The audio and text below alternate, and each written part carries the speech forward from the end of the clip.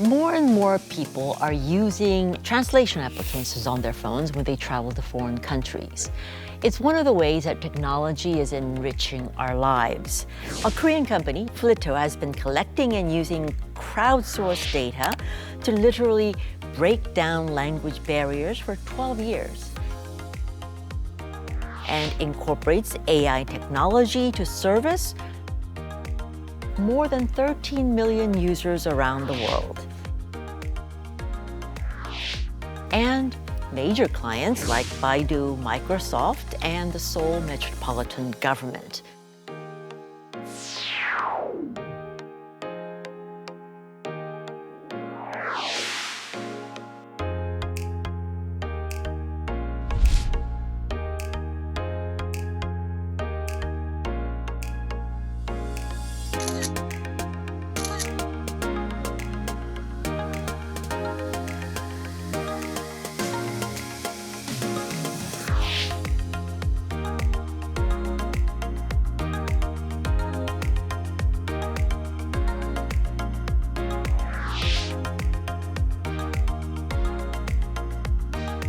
The founder and CEO of Flitto, Lee joins us today to explain and show us what a world beyond language barriers looks like.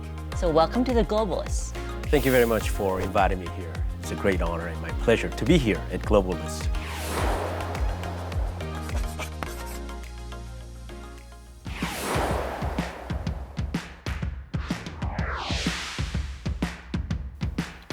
Hi. 제 생각에는 I need to buy a blanket. Where's a good place to go buy a blanket? 지금 계신 곳에서 가장 가까운 곳은 광장시장입니다. What else can you do at Gwangjang Market? 광장시장에서는 맛있는 김밥과 육회 비빔밥을 팝니다.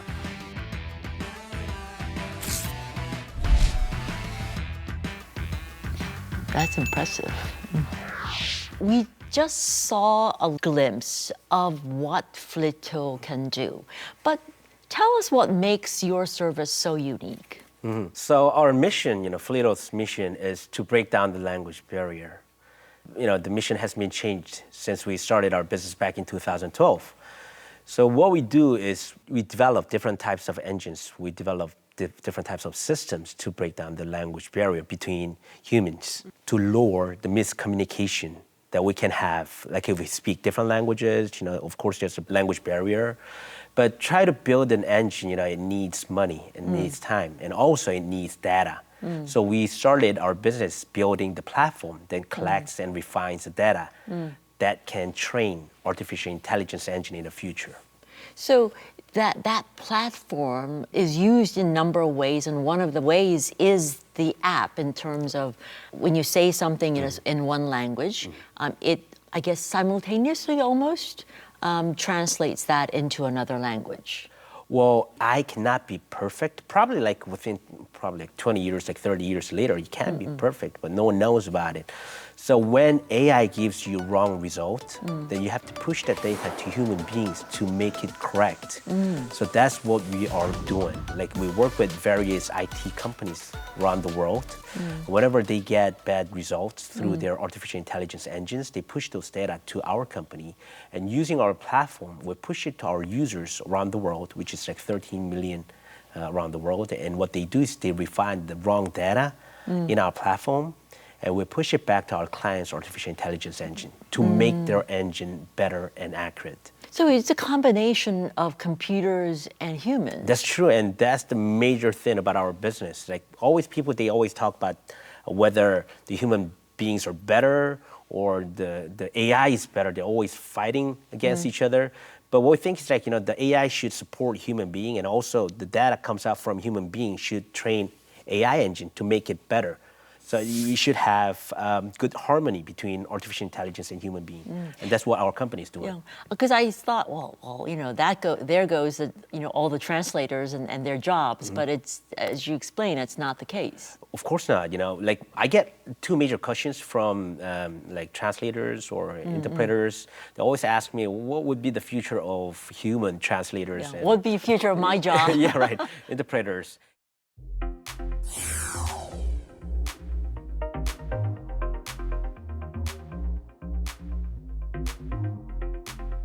여기 계신 분들의 역할을 바꾸는 게 아니라 일반적으로 많은 사람들이 필요한 부분에서의 역할을 바꿀 겁니다. 그게 무슨 말이냐?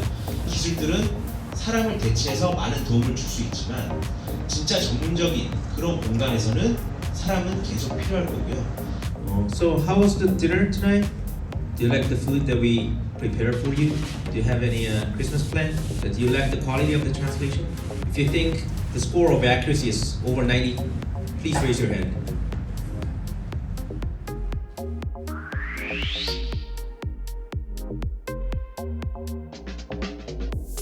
제가 생각해서 인간 통번역사가 메리트를 가지려면 감정이입을 잘 할 줄 알아야 되고 에스파 카리나 씨가 발화자인 그 영상 번역을 하다 왔거든요. 그래서 이제 그러니까 이제 시크하고 도도하면서 장난기 있고 젊은 성공한 여자 그룹의 아이돌 이런 게 이제 이렇게 입력을 하고 시작을 하는 거죠, 이제 번역을.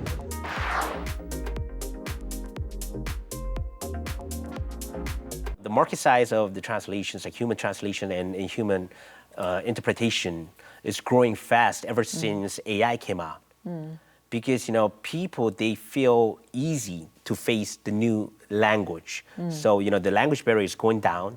Once they feel comfortable about new languages, you know, they get into the new culture. And in that case, you know, of course, the human translators and interpreters, you know, they are involved to translate a lot of materials into different languages. So it actually could create even a bigger market for translation services. Right, and that's really happening these days. So we're talking about some of the cultural areas, historical cultural areas that we haven't been able to explore so far. But there's also, you know, when people talk about translation, interpretation, applications, and computing, there's also a concern about the accuracy. And although you say it's supplemented by humans, how much more accurate is your service than anyone else's? So it's really hard to compare our engine with other companies' engines. It depends on like what data they've been trained with. If they've been trained with a lot of tourism data, you know, they're better in tourism translation. If they're trained with like medical data, then they can be better in medical translations.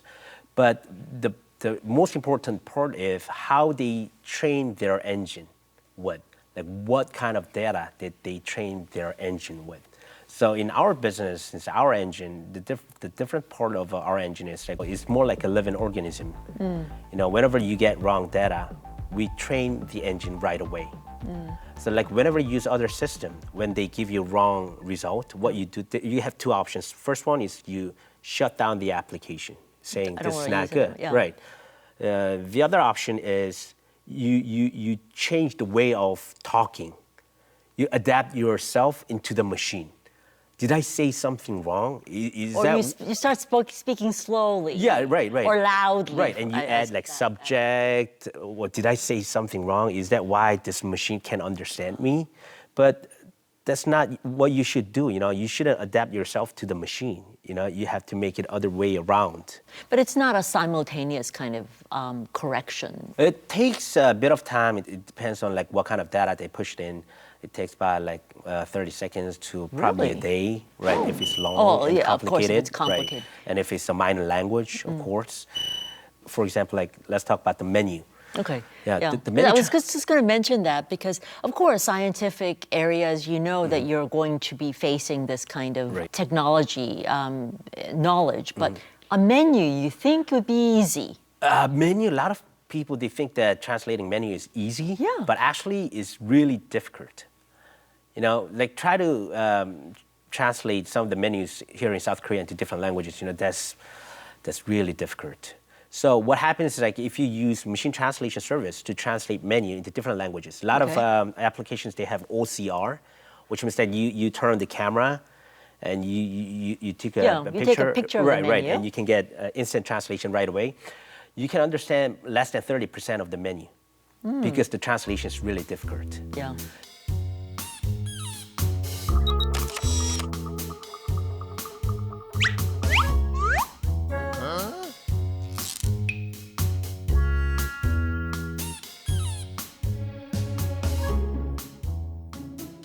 So what we do is like we push the wrong translation to the users who both speak, let's say, Korean, English, and they correct it into right translation. And so for a menu, for example, it would be corrected pretty quickly. Right, and it works for the contents as well, like webtoons, like webcomics.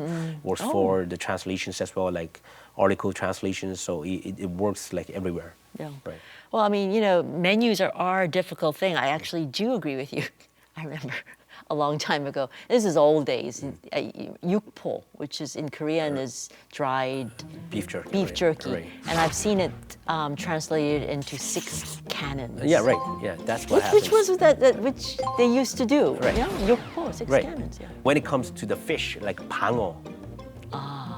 Yeah, Oh, 방어 is difficult. that's gonna be hard. Right, because the name of the fish, and also it means defense. That's true. Yeah, but if there's only the word 방어, AI doesn't know that whether this is the name of the fish or it means defense. Yeah. So that context is important. It's very important. What about accents?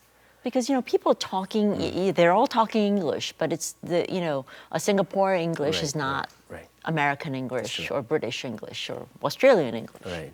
So we have to collect all these different accents from different countries to train the voice recognition.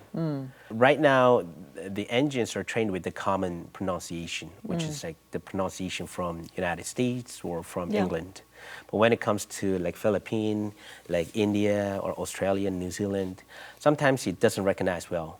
So what we should do is like we have to let those people living in that countries pronounce some certain sentences and refine them and train the engines using those data. And that's what our company is doing. So we bring all those voice data from different countries and we refine them and we sell to our clients so that they can train their voice recognition.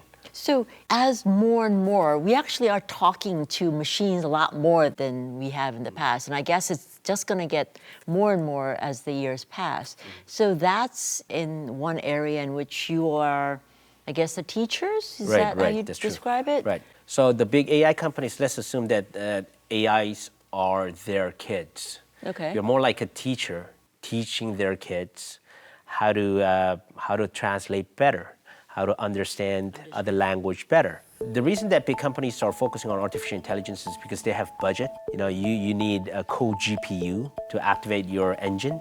But like small companies and startups, it's almost impossible for them to buy like massive number of GPU. So we thought it's like in the first place, how about making money by selling those linguistic data to big companies where they have their own engine. So that's how we put ourselves as a teacher for training their kids, which is their AI So you engine. saw this market. Well, it was a niche market back then, I guess, but now it's a big market. That's true. When we told people that we'll collect linguistic data through our platform back in 2012, they thought that we are exaggerating or like, Who would need that? They didn't really know about data. They were like, what is your company doing? Like, we are collecting linguistic data. What's linguistic data? And we explained that what linguistic data is. Why should big companies buy data from your company? Because you can find it everywhere on internet. Why should they pay you for that? So, we had to explain like all the process and how you can train your AI engines like that. Ever since like 2016, like this cool AI translation engines came out, like voice recognition engines. They adapted different technology, which is deep learning. And more companies, they get interested in developing their own AI for the language. That's how big companies started buying data from our company. How does that relationship between your service and, for example, like Samsung's latest phone, the advertising is that it's an AI phone and it will translate simultaneous translation as I'm speaking into the phone. What's that relationship? So, like those companies who are developing their own artificial intelligence technology, as in the linguistic part, we collaborate with those companies. We can't name the companies that we are working with due to NDA, but whenever they develop the artificial intelligence engine, they need more and more data from like different countries, different languages. And what we do is that we collect right data to provide them, and they increase the accuracy of their engine using the data they bought from our company. So we're more like the partners, not competitors.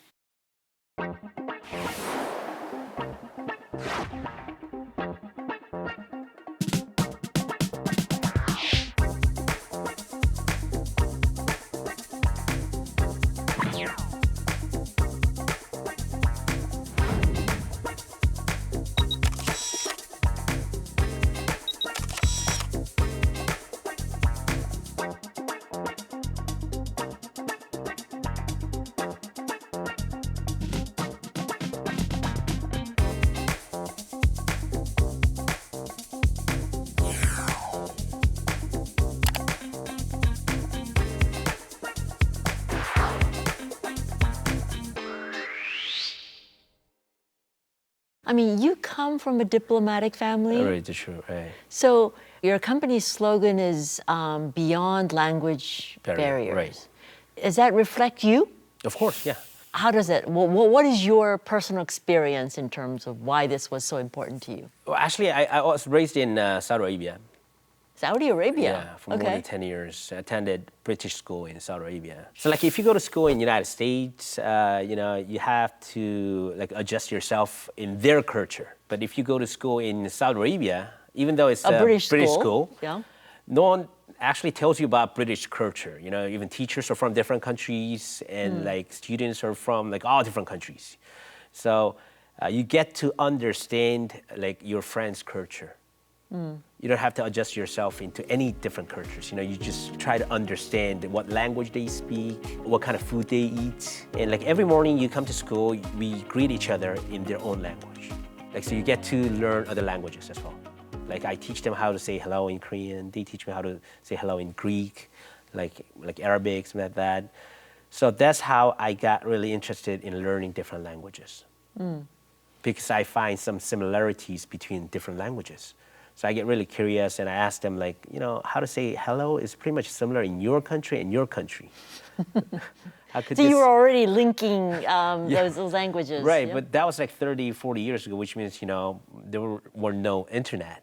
So, you can't actually find the history about those languages. So you get to read all these books about the language, and that's how you get really interested in learning other languages and about the history of the language. And did you find that this world without these language barriers is a better one? Yeah, of course. But like a lot of people, they think that we should have a common language. Yeah. Right. They think English is the common language, Right, the one that we're right. speaking now.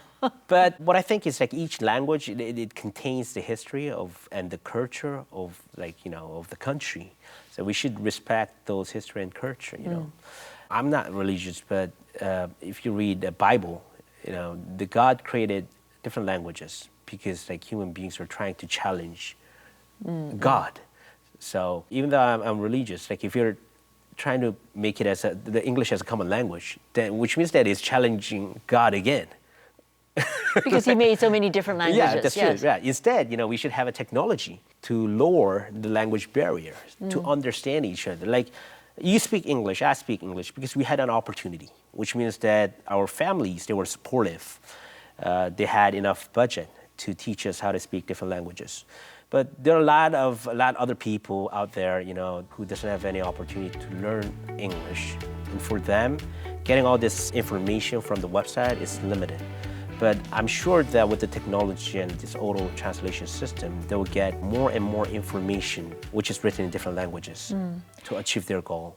I'm interested that you brought this up because one of the things that happens with all these translation applications is that people trying to learn another language apparently is going down. So that the concern is that people are not going to really take the effort Right. to learn a different language, which means getting to know about another culture. So which actually in some ways is going in the opposite direction of what you were just talking about. Well, before, the reason why we tried to learn other languages is to survive, to get a job. You know, it's not funny. It's not for Yeah, right. for It's- pleasure. Right, it's for survival. Yep. But these days, people, they don't need to learn another language to survive or to get a job. You know, it's more like to understand other culture and history, you know, that might be the main purpose for other people these days to learn the other languages. So, and also, if you don't speak the language, what happens is, you know, you're not sure whether the machine translation result is right or wrong. So if you don't know how to speak that language, what you do is just copy and paste Yeah. wrong result. So to use the technology well, of course you have to know the language well. So in other words, it may even incentivize you to learn a foreign language even more so Of course, because you right. have this app. Right. For example, like Photoshop, you know, Yeah. Photoshop is a cool. Oh, that's true. Yeah. cool cool program, right, with the technology, but if you don't know how to use Photoshop, you know, what's the use? And if you don't know about this image and like concept of like paintings, you know, you will never know how to use Photoshop well, right? Well, that makes sense. We're hoping that that is the case. So, in that terms of learning a different culture and learning about it, you talked about growing up in the Middle East. Is that one of the reasons why you think the Middle East is a big market in the future? Yeah, of course, because Arabic is very interesting. Do you speak Arabic?